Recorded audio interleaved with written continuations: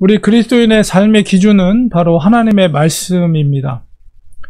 계시된 말씀을 통해서 우리는 하나님께서 우리에게 요구하시는 구체적인 삶을 깨닫게 되고 또 그 말씀대로 우리가 살아갈 수가 있습니다. 우리가 보통 구약의 말씀, 성경을 읽어가다 보면 우리가 아침마다 우리 사무엘상 읽는데요. 이스라엘 백성들에게 하나님께서 요구하시는 그 말씀은 바로 이제 모세오경, 토라라고 하죠. 그 율법을 의미합니다.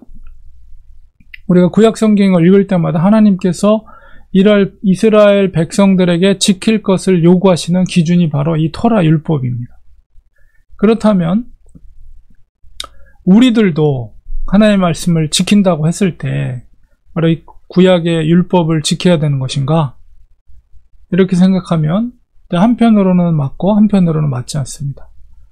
왜냐하면 이제 주님께서는 바로 우리들에게 새로운 계명을 가르쳐 주셨기 때문입니다. 주님께서는 이 땅에 율법을 폐하러 오신 것이 아니라 율법을 완성하기 위해서 오셨습니다. 주님께서 율법을 완성하기 위해서 우리에게 주신 새로운 계명, 우리는 그것을 지켜야 됩니다. 오늘 로마서를 읽었는데요. 믿음으로 구원받은 그리스도인들이 지켜야 될 새로운 계명이 무엇인가? 이것을 우리가 깨닫는 시간을 가지려고 합니다. 그래서 로마서를 통해서 그리스도인이 어떻게 살아야 할 것인가에 대한 그 은혜를 나누도록 하겠습니다. 우리가 로마서는 우리 로마서 지도를 보면 바울의 3차 전도 여행 가운데 이 고린도에서 지금 이제 바울의 서신의 기록 장소가 기록되어 있는데요. 우리 로마서는 바로 3차 전도여행, 대략 한 57년경에 고린도에서 사역을 하다가 고린도 사역 후반부에 기록한 책이 로마서입니다. 그래서 바울이 이야기하는 것을 그때 서기였던 더디오라는 사람이 편지를 기록을 했습니다. 그리고 이 고린도 지역 반대쪽 항구가 이제 겐그리아라는 곳인데 고린도 사역을 마치고 바울이 다시 이제 에베소로 갈 때에 이 겐그리아에 가서 머리를 깎거든요. 그러니까 이제 그 나시린으로서의 길을 마치고 나서 이제 머리를 겐그리아에서 깎는데 이 겐그리아 출신의 베베라는 여자 집사님을 통해서 그 두루마기 편지를 로마 교회로 전달하게 되는 것이죠. 그래서 바울은 한 번도 그 당시에만 해도 로마를 방문한 적이 없었어요. 그 로마 교회 성도들에게 16장, 오늘날 우리가 이 16장 전체를 여러분 두루마리 편지로 썼다고 생각해 보세요. 이게 얼마나 큰 부피였겠어요. 이 베베 여자 집사님께서 그 귀한 그 영적 지도자였던 사도 바울의 그 로마서 두루마리 편지를 잘 이렇게 묶어서 보자기로 싸가지고 로마로 가지고 갈 때는 얼마나 정말 간절한 마음으로 갔겠어요.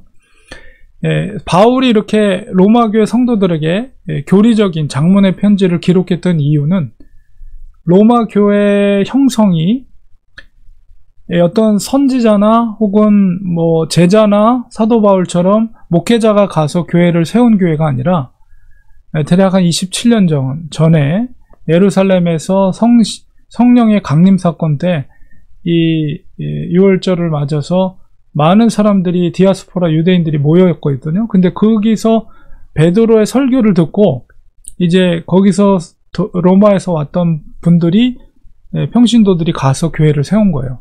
그리고 나서 대략 한 25년에서 27년이 지난 거예요.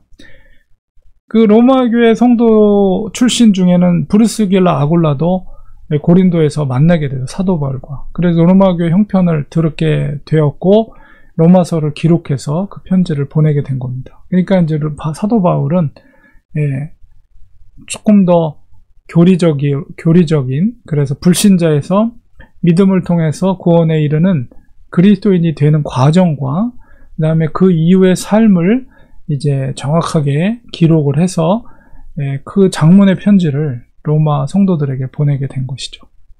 그래서 우리가 로마서의 핵심 주제는 우리가 잘 알다시피 이신칭의입니다. 믿음으로 말미암아 의롭게 된다. 이 의롭게 된다는 의미는 법적인 용어, 그러니까 하나님 앞에서 의인임을 칭하게 된다. 그것은 고로 구원에 이르는 길은 바로 믿음을 통해서 된다는 것을 이제 로마서에서 이야기를 하고 있습니다. 그러니까 로마서의 전체적인 구조를 보면 크게 이제 두 파트로 나눠져요. 그래서 1장에서 11장까지가 교리적인 부분, 그 부분을 조금 더 엄밀하게 구분을 하면 1장에서 8장까지가 이제 불신자에서 그리스도인으로 하나님의 의가 나타나서 어떻게 그리스도인으로 되는가 그 과정을 1장에서 8장까지 설명하고 있고 9장에서 11장은 유대인들의 과거와 현재와 미래 어떻게 될 것인가에 대한 문제를 얘기하고 있습니다. 어쨌든 이 1장에서 11장까지가 교리적인 부분이고 12장에서 16장까지가 이제 실천적인 부분, 바로 하나님의 의가 나타나서 믿음으로 말미암아 그리스도인이 된 그리스도인들이 어떻게 구체적으로 살아갈 것인가에 대한 구체적인 실천적인 덕목이 바로 12장에서 16장까지 기록이 되어 있습니다. 그래서 오늘 읽었던 우리가 본문은 12장이죠. 그래서 어떻게 그리스도인이 살아갈 것인가 그런 이야기를 오늘 말씀 속에서 하고 있는 것입니다. 그래서 오늘 본문 속에서 첫 번째로 사도 바울이 말하고 있는 것이 14절에서 너희를 박해하는 자를 축복하라. 축복하고 저주하지 말라. 이렇게 바울이 요구하고 있습니다. 로마에 있는 성도들에게 얘기하고 있는 거예요. 사실 근데 로마에서 지금 살고 있는 그리스도인으로 살고 있는 것은 정말 쉬운 일이 아니었습니다. 우리 시대적인 그 분위기 속에서 그들이 서서히 핍박이 심해지는 그런 분위기, 사회 분위기 속에서 그들이 살고 있었거든요. 그러니까 이 로마서가 기록이 된 것이 주후 한 57년경입니다. 그리고 나서 그리스도인에 대한 핍박이 아주 극에 달했을 때가 우리 그 네로 황제, 이게 이제 로마의 대화재를 이제 그림으로 그린 건데요. 이 로마 대화재가 있었던 때가 주후 64년경입니다. 그러니까는 지금 로마서를 쓴 57년, 7년 후에 로마 이런 대화재가 발생을 하게 되죠. 그 옆에서 지금 이제 시를 읊고 있는 사람이 네로 황제입니다. 이 로마의 대화재로 계기로 해서 로마인들이 네로를 의심하긴 했지만, 왜냐하면 이제 그 원로원들에게 이 네로의 왕궁을 새로 짓기를 요청했지만 거부당했거든요. 그래서 이제 로마인들로부터 의심을 받았어요. 저 화재를 통해서 궁을 새롭게 짓기 위해서 그렇게 한 게 아닌가. 이제 뭐 증거는 아직 나타나진 않았지만 그런 심증을 로마인들로부터 받게 됐는데, 그때 이제 네로 황제가 그 책임을 물을 수 있는 희생양이 필요했죠. 그래서 그것을 처음엔 유대인으로 잡았다가 그 부인이 유대인 출신이 혈통이라서 그것을 반대하고 결국은 그리스도인들에게 저 화재의 어떤 책임을 묻게 됩니다. 그러니까 거의 서서히 로마가 점점 그리스도인을 향한 핍박이 심화되는 그런 분위기 속에서 이제 로마서가 그들에게 전달이 된 것이죠. 결국 네로의 이런 핍박으로 인해서 사도 바울과 사도 베드로가 순교를 당하게 되는데요. 그런 분위기 속에서 지금 바울이 이 편지 속에서 그렇게 말하는 거예요. 박해하는 자들을 저주하지 말고 오히려 축복하라, 이런 말을 하고 있는 것입니다. 사실 인간적으로 생각하면 결코 쉬운 일이 아닙니다. 그런데도 바울이 이것을 요구하는 근거는 바로 주님께서 가르쳐 주신 새로운 계명 때문에 그렇습니다. 우리가 주님의 새로운 계명은 마태복음 산상수훈 가운데 자세히 기록이 되어 있습니다. 5장에서 7장까지가 마태복음의 산상수훈인데, 그 산상수훈 가운데 5장 38절에서 44절에 보면 주님께서 이렇게 말합니다. 눈은 눈으로, 이는 이로 갚으라. 이게 구약의 율법이에요. 토라에 그렇게 돼 있습니다. 근데 너희가 들었으나, 이 율법을 들었지만 나는 너에게 이르노니, 이게 뭐예요? 새로운 계명을 너희들에게 주겠다. 이게 뭐냐? 악한 자를 대적하지 말라. 누구든지 내 오른편 뺨을 치거든 왼편도 돌려대며 또 너를 고발하여 속옷을 가지고자 하는 자에게 겉옷까지도 가지게 하며, 또 누구든지 너로 억지로 오리를 가게 하거든 그 사람과 심리를 동행하고, 내게 구하는 자에게 주며 내게 꾸고자 하는 자에게 거절하지 말라. 또 내 이웃을 사랑하라. 이 주님께서 토라를 통해서 말했잖아요. 나 하나님을 사랑하고 내 이웃을 사랑하라, 내 몸처럼. 그러나 나는 너에게 새 계명을 준다. 이게 뭐냐면 내 원수를 미워하라 하였다는 것을 너희가 들었지만 나는 너에게 이르노니 너희 원수를 사랑하며 너희를 핍박하는 자를 위해서 기도하라. 축복하라는 거예요. 새로운 계명을 주님께서 주신 것이죠. 주님께서 주신 계명에 따라서 로마교회 성도들에게 똑같은 것을 바울이 요구하는 거예요. 박해하는 자를 축복할 것을 바울이 요구하고 있는 것입니다. 이어지는 17절에서 로마서 12장 17절에 뭐라고 말합니까? 아무에게도 악을 악으로 갚지 말고 모든 사람 앞에서 선한 일을 도모하라. 이렇게 말하고 있습니다.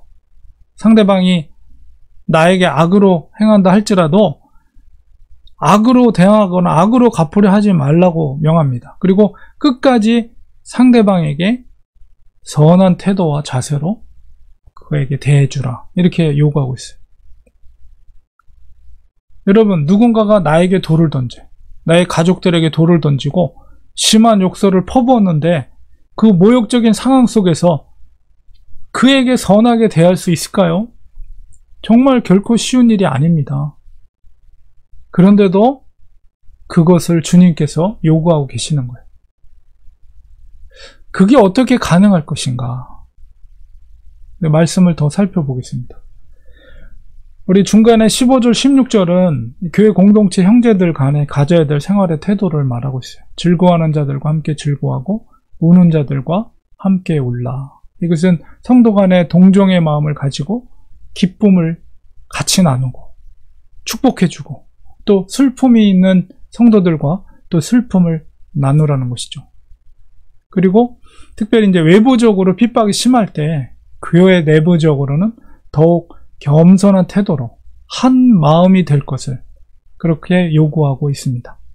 16절에 서로 마음을 같이하며 높은 데 마음을 두지 말고 도리어 낮은 데 처하며 스스로 지혜 있는 채 하지 말라.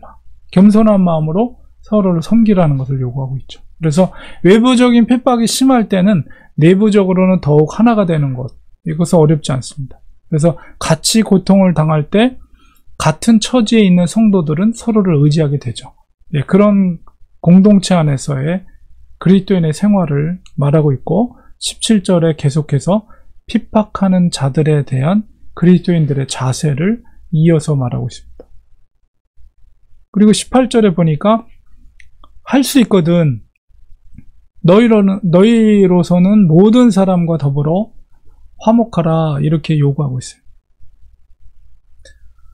이 말씀에 대해서 우리가 잘못 이해해서는 안 됩니다. 그래서 뭐냐면 이것이 불의와 타협하라나 그런 의미가 아니에요. 이거는 이 말씀의 의미는 그 핍박을 주는 자에게 내가 할 수만 있다면이라는 의미는 내가 인내하고 죽어줄 수만 있다면 그들과 평화를 누릴 수 있도록 인내하라 이런 의미가 담겨져 있습니다. 참고 견디어서 평화를 만드는 사람이 되라 이것을 요구하고 있는 거죠. 원래 일반적인 사람의 마음은 나에게 돌을 던지는 자에게 나도 똑같이 돌을 던지는 것입니다. 나에게 피해를 주는 자에게 똑같이 공격해서 대갚아주는 것이 인간 세상의 원리예요. 그러나 성경은 우리에게 그걸 그렇게 살지 말라고 요구하고 있는 것입니다.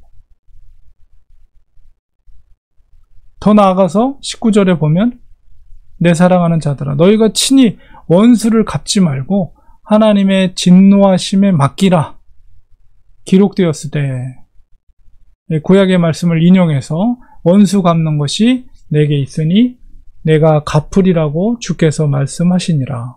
구약의 신명기 32장 35절에 보면 그들이 실족할 그때에 내가 보복하리라. 그들의 환난 날이 가까우니 그들에게 닥칠 그 일이 속히 오리로다. 이런 말씀이 있어요. 그 말씀을 인용해 사도 바울이 원수 갚지 말라 이렇게 말하는 거예요. 억울한 일을 당해도 원수 갚을 기회가 생겨도 직접 너희들이 원수를 갚지 말라 이렇게 말하고 있습니다. 우리가 이 말씀을 들을 때 우리가 생각나는 구약의 인물들이 있습니다. 바로 구약의 다윗 왕입니다. 다윗과 사울 왕의 관계 속에서 우리가 그것을 찾을 수가 있는데요.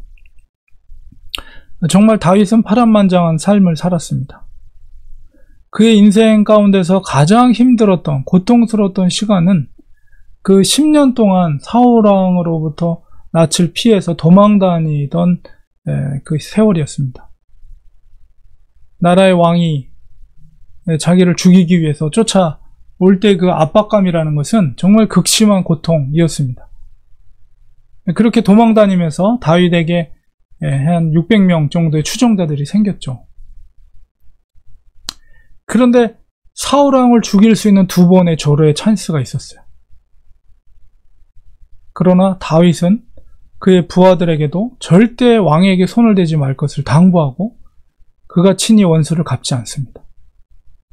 결과적으로는 하나님께서 직접 심판하시게 되죠. 블레셋과의 전투에서 그들이 멸망을 당하게 하십니다. 다윗은 사무엘로부터 기름 부음 받은 그 왕을 사울을 죽일 수가 없었어요. 그것은 바로 하나님으로부터 기름 부음을 받은 왕이었기 때문에 그렇습니다. 다윗은 그만큼 하나님을 경외했습니다. 자기가 10년 동안 도망자의 삶을 살더라도 하나님 앞에서 범죄하는 일을 행하지 않았습니다. 우리는 이런 다윗의 마음을 본받아야 합니다. 그리스도인은 아무리 억울한 일을 당해도 직접 원수를 갚지 말아야 합니다. 우리가 믿음으로 그것을 순종할 때 하나님께서 반드시 우리를 대신하여 일하십니다. 이게 약속의 말씀이에요. 사도 바울은 여기서 한 걸음 더 나아가서 20절에 보면 12장 20절에 보면 내 원수가 줄이거든 먹이고 목마르거든 마시게 하라 이렇게 말하고 있어요.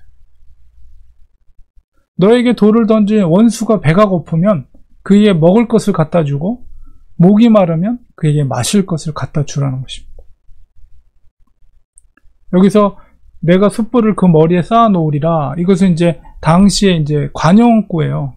의미가 뭐냐면 악을 선으로 갚아서 원수에게 잘못을 뉘우치게 하라라는 관용구를 이제 그 당시에 사용됐던 말을 그렇게 표현한 것입니다.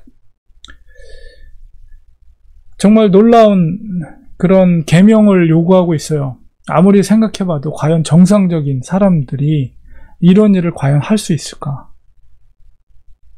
우리가 우리 옆에 있는 가족들도 사랑하기 힘든 세상에 원수를 위해 먹을 것을 갖다 주고 마실 것을 갖다 주고 그들을 축복할 축복을 빌어주는 일이 과연 가능할까? 이런 행동은 정말 우리의 의지로는 불가능한 일입니다. 이 말씀이 정말 가능하게 되는 것은 정말 우리 마음에 특별한 변화가 일어나지 않으면 불가능합니다. 우리가 로마서 12장 1절 2절을 보면 그리스도인의 생활을 처음 이제 언급하는 부분이 로마서 12장 1절 2절 말씀이거든요. 그 말씀 속에 이런 말씀을 합니다. 형제들아, 내가 하나님의 모든 자비하심으로 너희를 권하노니 너희 몸을 하나님이 기뻐하시는 거룩한 산 제물로 드리라. 이는 너희가 드릴 영적 예배니라. 이렇게 말하고 있어요. 영적 예배에 대해서 바울이 먼저 언급하고 있습니다. 예배에는 두 가지가 있어요. 두 가지 종류가 예배. 먼저는 하나님께 정해진 시간에 성도들이 모여서 드리는 이런 예배가 있습니다. 그리고 두 번째가 바로 이 로마서 2장 1절에서 말했던 삶으로 드리는 예배입니다.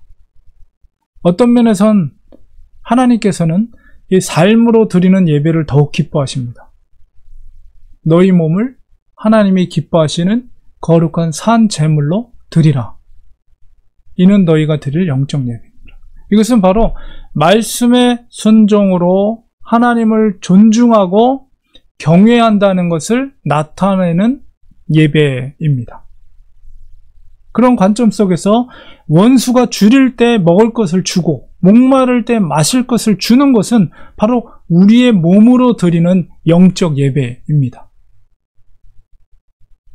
말씀을 순종하는 삶을 통해 하나님을 경외하는 것은 바로 우리의 몸으로 나타내는 것이죠.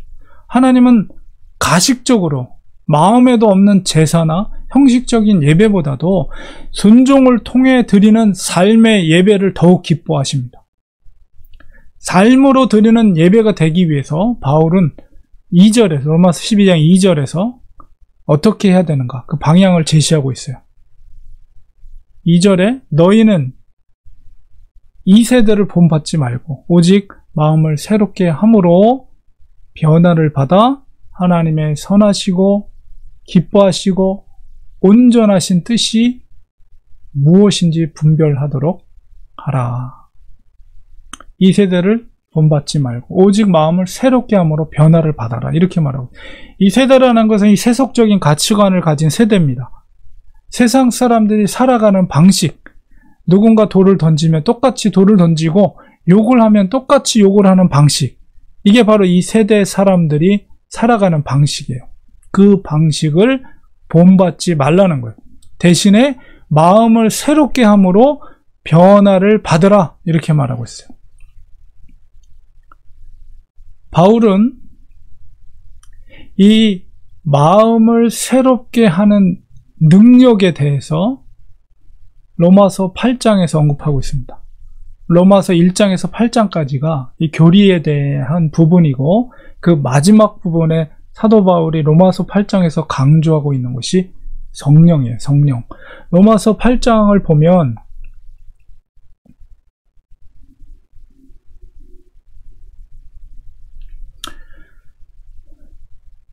뭐라고 말하냐? 바로 이 마음을 새롭게 하는 능력이 어디서부터 오는가에 대한 이야기입니다.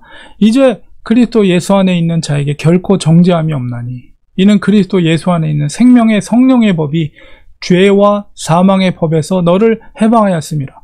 율법이 육신으로 말미암아 연약하여 할 수 없는 그것을, 율법은 물론 구약의 율법도 말하지만 우리가 오늘날로 치면 주님이 우리에게 말씀하신 새로운 율법도 포함된 거예요. 그것을 육신으로 말미암아 연약하여 할 수 없는 그것을 하나님은 하시나니 곧 죄로 말미암아 자기 아들을 죄 있는 육신의 모양으로 보내 육신의 죄를 정하사 그 육신을 따르지 않고 그 영을 따라 행하는 우리에게 율법의 요구가 이루어지게 하려 하십니다. 할 수 없는 것을, 육신으로 할 수 없는 것을 할 수 있게 하나님이 하신다. 뭐의 능력으로? 생명의 성령의 법, 성령의 능력으로 그것을 할 수 있게 하신다는 거예요.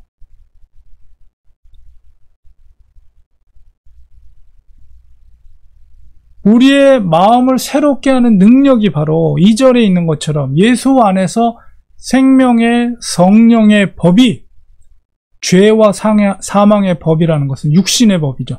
그것을 해방한다. 바로 성령의 능력으로 우리의 마음을 새롭게 할 수 있는 능력이 거기에 있다는 거예요. 그래서 그 그리스도 안에서의 성령의 능력으로 우리 육체가 할 수 없는 율법의 요구, 주님께서 우리에게 새롭게 요구하는 새로운 율법의 요구를 할 수 있게 우리의 마음의 상태를 바꾸어 놓으신다는 거예요. 이게 바로 원수를 사랑하고 축복할 수 있는 능력입니다. 그 은혜 가운데 있을 때에 우리가 악을 이길 수가 있어요. 오늘 본문 속에서 마지막 21절에 악에게 지지 말고 선으로 악을 이기라. 동일한 의미 속에서 말한 거예요. 로마서 8장에 있는 그리스도 안에 있는 이 복음의 능력, 성령의 능력은 능히 악을 이길 수가 있는 것입니다. 우리를 향해 돌을 던지는 자들을 품을 수 있는 사랑의 마음을 우리가 가질 수 있다는 거예요. 어떤 능력으로? 복음의 능력, 그리스도 안에 있는 성령의 능력이 우리의 마음을 변화시킨다는 거예요. 그것을 할 수 있게 하나님이 하시는 거예요. 이것이 바로 하나님께서 우리에게 요구하시는 바로 영적인 예배자입니다. 바울은 13장 10절에서 분명하게 얘기합니다. 13장 10절에 사랑은 이웃에게 악을 행하지 아니하나니 그러므로 사랑은 율법의 완성이니라. 주님께서 율법을 폐하기 위해 이 땅에 오신 것이 아니라 율법을 이루기 위해, 완성하기 위해서 오셨다는데 바로 그것이 사랑으로 율법을 완성하신 거예요. 십자가의 사랑으로 율법을 완전하게 이루신 거예요. 그렇기 때문에 예수님을 따르는 제자들은 이 복음의 능력, 성령의 능력으로 그렇게 사랑을 이루는 것입니다. 결론을 맺겠습니다. 사도 바울은 로마서 15장 16절에서 이방인을 위한 복음의 제사장 직분을 감당했다. 이렇게 이렇게 고백하고 있어요. 로마서 15장 16절에 이 은혜는 곧 나로 이방인을 위하여 그리스도 예수의 일꾼이 되어 하나님의 복음의 제사장 직분을 하게 하사 이방인을 제물로 드리는 것이 성령 안에서 거룩하게 되어 받으실 만하게 하려 하심이라. 이렇게 말하고 있고, 또 베드로 사도도 베드로전서 2장 9절에 보면 너희는 택하신 족속이요 왕같은 제사장들이요 거룩한 나라 그의 소유된 백성이니 이는 너희를 어두운 데서 불러내어 그의 기이한 빛에 들어가게 하신 이의 아름다운 덕을 선포하게 하려 하심이라. 그리스도인의 제사장으로서의 역할을 사도 바울과 사도 베드로가 선포하고 있는 것입니다. 그러니까 이 땅에서 그리스도인들이 바로 왕의 제사장으로서 살아간다는 그 의미가 뭡니까? 그것은 바로 죄인들의 죄를 대속하는 제사를 통해서 하나님과 화평케 하는 직분을 가진 자라는 의미예요. 제사장이라는 것은. 그러니까 죄인들의 죄를 긍휼히 여기고 그 죄를 그리스도의 피로 대속해서 화평을 이루게 하는 사명을 감당하는 자들이라는 거예요. 그리스도인이. 그리스도인들은 이렇게 평화를 이루는 사람들입니다. 심지어 우리를 향해 돌을 던지는 죄인들을 위해서 우리는 그들의 죄를 대신해서 하나님께 대속의 제사를 드려야 하는 직분자들이라는 것이에요. 우리는 왕같은 제사장들입니다. 이 의미는 단순하게 만인 제사장이라는 신학적 의미보다는 죄인들을 대신하여 하나님 앞에서 화평을 이루는 직분을 가진 자라는 것입니다. 그렇기 때문에 우리를 박해하는 자를 우리는 축복해야 돼요. 우리가 제사장들이기 때문에. 그래서 그들이 줄일 때 우리는 그들에게 먹을 것을 공급해 줘야 됩니다. 원수들이 목마를 때 생명의 물을 줘야 됩니다. 그럴 때 왕같은 제사장으로서의 그 충실히 그 직분을 감당하는 것입니다.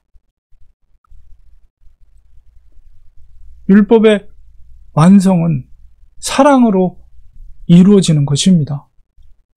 복음의 능력, 성령의 능력을 힘입어서 바로 그 사랑으로 율법을 이루시는 하나님의 친백성이 돼야 됩니다.